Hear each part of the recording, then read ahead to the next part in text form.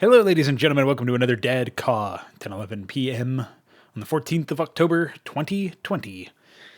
And I wanted to talk a little bit today about Techtree design and what I think is an important sort of distinction to make between modding and creating your very own Techtree from the ground up. We haven't really seen that in the custom content community for StarCraft specifically very much at all, actually, because most of the time, even the so-called total conversions are still heavily based around certain design conventions from the vanilla game. You think the Zedgy total conversion, Terrans still have liftoff and add-ons, even though they're now called Mechani. Obviously, the Protoss, the Zedgy warp their structures in. A lot of the upgrades are identical. Very little in the way of real deviance or real deviation from what we actually traditionally look at anyway. And ultimately, you could just sort of conceptualize that as a reskin with some small retoolings in terms of the units, because even the units that were replaced had some sort of similarities with the combat roles. The Firebat was replaced with this swordsman type melee unit that also had Fury, which was a stim pack. The Marine replacement had stim pack still, even though it was a robot. So stuff like that, obviously it's not particularly epic, not particularly amazing. So that's like one of the higher profile examples, but obviously since then we've had more earnest attempts at having some sort of distinction from the default gameplay that we've seen. And that has come in the way of some of Iquare's work, where he's added new units, or in the case of the Reaver Menace, obviously he heavily modified the Protoss tech tree to facilitate some autonomous robots and some new upgrades and stuff like that. So there were definitely more units available, and it was a more obvious, deliberate attempt to change up the way that the race played and offer more tools to the player. In some cases, tools were replaced, like other units were replaced or something like that, but in others, they were just brand new additions, like it wasn't obviously trying to replace anything. And even in the cases where there were replacements, I would argue that it still created a pretty distinct way to express yourself, even if in a way the experience still resulted in you resolving the same flaw in sealing up a weakness or improving a strength of your composition with this one unit. And it always did that, even in vanilla. It still resulted in like different gameplay patterns in order to achieve the same thing. So like maybe a unit was now an air unit or something, right? The reason I've been thinking about all this stuff lately is because in Hydra, I've been heavily modifying the tech trees. I would say probably more than we've seen any actual mod do. Like, obviously, there were all the total conversions that Mesk worked on back in the day. But even that, like, Armageddon, still based around larvae and drones and unit workers morphing into buildings. And a lot of that was, like, AI limitations, obviously. So I'm sure he would have tried to do something differently if he had ASM knowledge, or in a world where we had the source, or we just had a more moddable game or whatever. But ultimately, a lot of the stuff just ends up piggybacking off of the same core rules. And it's very rare do you see an attempt made to subvert those rules and to change up the player's expectations of what those rules might provide or offer, and let alone actually do anything else. So yeah, there's just a series of changes that have gone on in the mind of my, mentally speaking, when I'm trying to conceptualize the tech trees for Hydra. I've been thinking about that, and one of the things that I've been thinking about is the fact that the branches are different and distinct for example, the Protoss, but just in general, that you've got ground in some way split into two different groups. Usually it's like conceptualized as mechanical and organic, infantry and mech for Terran, and there's Templar and robotic for Protoss. Zerg have just like melee and ranged, essentially. And then there's a more air-focused group of units. And so I look at that and I think, this is a situation where ultimately a lot of the distinctions afforded to different races and afforded to different play styles or compositions within that race are still very much there, right? So you kind of want to be able to deal with crowd control or some sort of like spamming, swarming composition, no matter what branch you've teched into. For example, if you look at the Protoss as a really obvious case, you could go High Templar / Archons / Augurs, I guess. Pariahs now in the upcoming patch. Augurs have not yet fully been implemented, but when they are, they'll be a good option for this as well. And this will be a way for you to dish out decent amounts of damage and handle crowds, handle swarms of enemy units from the Templar branch. There's an upcoming unit called the Gladius for the Stellar branch, the air units, that will obviously assist you in this as well. And then, of course, if you position your Star Sovereigns correctly, once those are implemented, that's the spacecraft that has the glassing ability. So there's a lot of potential there as well. Going into the robotics branch, you've obviously got Reavers. That's a mainstay. And then beyond that, there's some other units like the Idol that, when used in decent numbers, they do handle crowds pretty well because of the fact that they deal splash damage. And the new unit, the Architect, is also going to be a pretty obvious case of a unit that can handle crowds where possible. So there's a lot of potential, generally speaking, for the ability of a unit to, or a branch, a tech path to shore up compositions, compositional weaknesses, or improve compositional strengths. One obvious case that you want to make against going too far with this approach is that you don't want to handle everything. You don't want every single branch to be able to respond to every single other composition.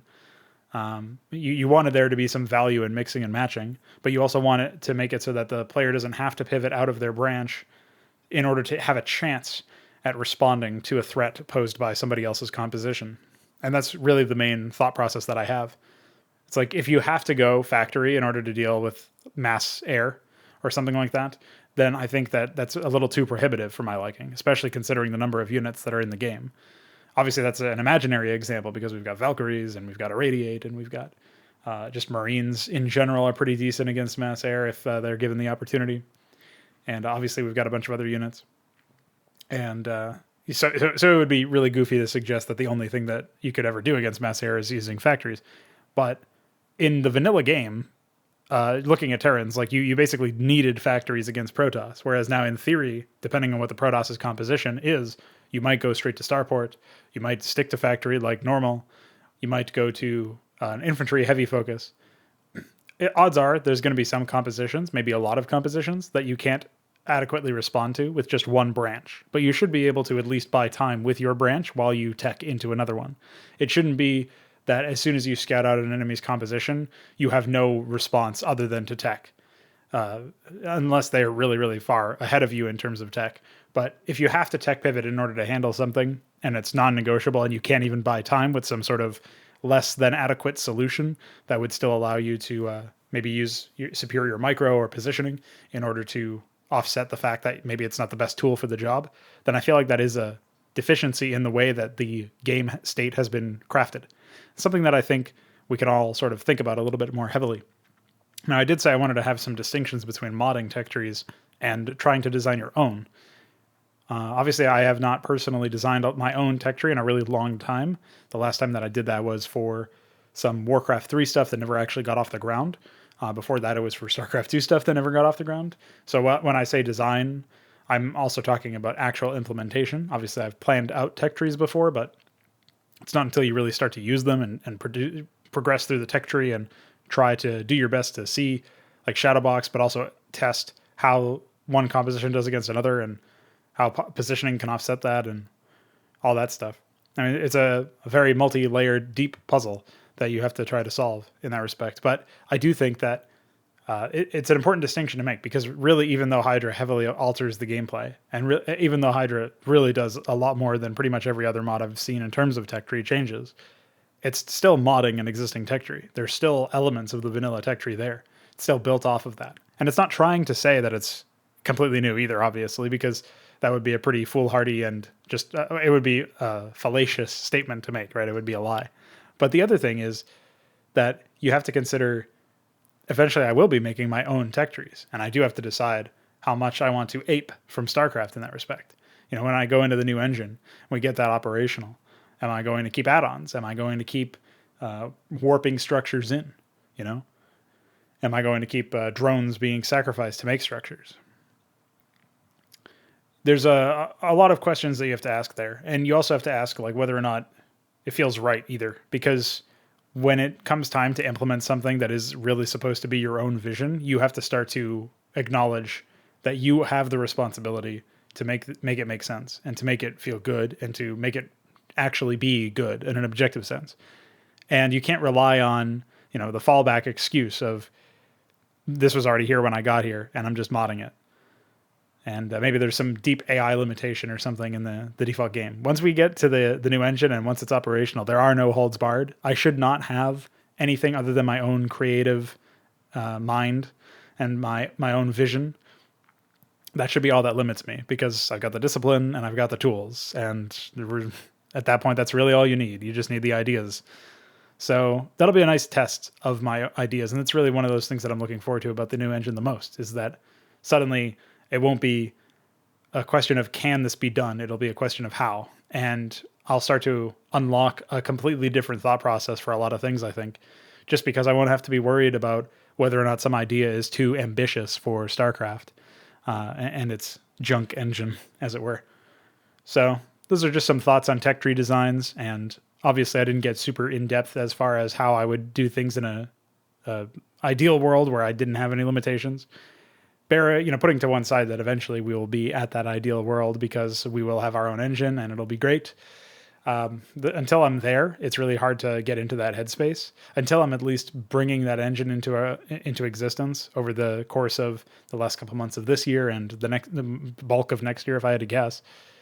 Until I'm really done working within the confines of an existing engine, I do think it's a little foolhardy to try to get into that headspace, because it's going to give you some interesting thoughts to consider, but you can't really act on them for a long time in theory.